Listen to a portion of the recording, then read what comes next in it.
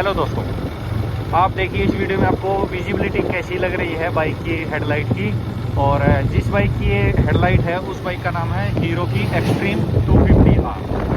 हम आज इस वीडियो में बात करेंगे एक्सट्रीम 250R की हेडलाइट के प्रो के बारे में कि कैसी है इसकी हेडलाइट और कैसी विजिबिलिटी मिलती है अपने को इस बाइक की हेडलाइट के साथ रात में। मैंने कोई भी एक्स्ट्रा लाइट वगैरह नहीं लगवा रखी इस बाइक के अंदर अभी, क्योंकि मेरे को इसकी जो हेडलाइट है वो सफिशिएंट लगती है। बाकी आपको दिख भी रहा होगा सामने। इस बाइक के अंदर कंपनी ने में एक एडवांस फीचर दे रखा है, हेडलाइट ऑन होने का जो सिस्टम होता है वो अलग दे रखा है। अलग क्या है, नॉर्मल बाइकों में क्या होता है, जैसे ही हम चाबी से स्विच ऑन करते हैं हेडलाइट ऑन हो जाती है। जिन बाइकों में इग्निशन स्विच ऑन करते ही हेडलाइट ऑन नहीं होती, उनमें क्या होता है, हम जैसे ही बाइक को स्टार्ट करते हैं तब ऑन हो जाती है हेडलाइट। या फिर कुछ बाइकों में क्या होता है, स्विच दिया होता है हैंडल बार पे हेडलाइट को ऑन ऑफ करने का। लेकिन इस बाइक के अंदर कंपनी ने ऐसा कोई भी स्विच भी नहीं दे रखा, ना ही इग्निशन से ऑन होती है और ना ही मीटर कंट्रोल जब स्टार्ट होता है उससे होती है। इस बाइक के अंदर कंपनी ने क्या दे रखा है, मीटर के ऊपर एक सेंसर दे रखा है, जिसमें क्या होता है, जैसे ही बाइक को ये लगता है कि भाई थोड़ी सी मतलब जो विजिबिलिटी है वो कम हुई है, तभी ये क्या करती है, ऑटोमेटिकली बाइक उसको सेंस करके हेडलाइट को ऑन कर देती है। जैसे कि अगर मान लो दिन में भी इस बाइक को नॉर्मली हम चलाते तो हेडलाइट ऑन होती नहीं है, लेकिन क्या होता है अगर कभी जैसे सूरज के सामने बादल आ गए या फिर आंधी आ गई, तूफान आ गया, तो उस टाइम क्या होता है रोड के ऊपर विजिबिलिटी कम हो जाती है। जैसे ही ये बाइक उस चीज़ को सेंस करती है कि भाई विजिबिलिटी रोड पे कम हो गई है, ये उसी टाइम क्या करती है, हेडलाइट को ऑन कर देती है। और अब उसके बाद अब हम बात करते हैं बाइक की जो विजिबिलिटी है उसके बारे में। अगर आपको सामने दिख रहा हो तो बाइक की जो हेडलाइट है उसका थ्रो ठीक है, अच्छा है, ज़्यादा बुरा नहीं है।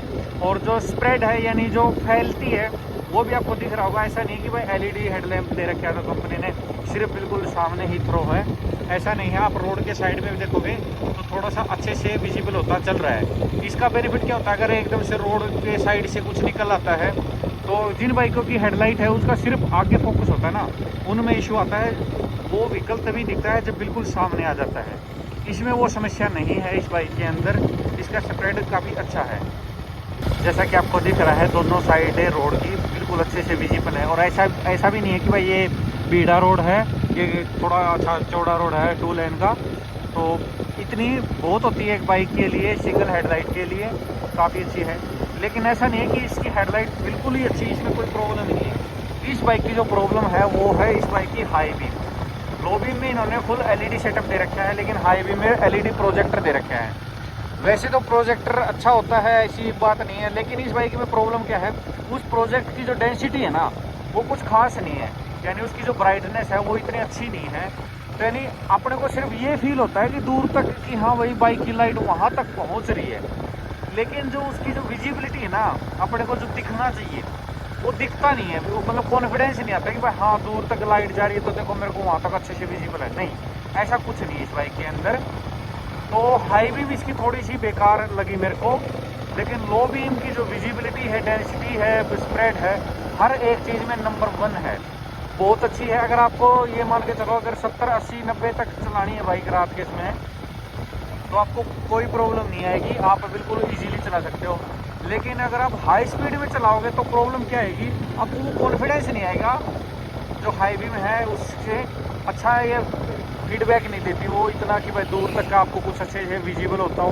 तो उसमें क्या रहता है, अपने को बार बार ये रहता है कहीं कुछ आगे हो ना, गड्ढा ना हो, ब्रेक करना हो, कोई व्हीकल ना आ जाए, कोई जानवर ना आ जाए, तो वो थोड़ी सी प्रॉब्लम रहती है। लेकिन लो बीम की जो इस बाइक की जो विजिबिलिटी है वो बहुत बढ़िया है, इस सेगमेंट के हिसाब से भी अच्छी है, और एक जो कंपनी ने सेटअप बना रखा है उसके हिसाब से बहुत बढ़िया है। इस सेगमेंट की जो बाइकें आती है जैसे कि ड्यूक 250 आती है, उसकी जो हेडलाइट है, हाई बीम उसकी अच्छी है, लेकिन उसके जो डिज़ाइन के चक्कर में ना उसमें प्रॉब्लम क्या होती है, उसकी जो फैलती नहीं है हेडलाइट, लाइट का जो थ्रो है ना, जैसे मैं आपको बता रहा हूँ दोनों साइड रोड की इसकी अच्छी विजिबल हो रही है, उसमें ये प्रॉब्लम है, उसकी सिर्फ बिल्कुल सामने फोकस करती है।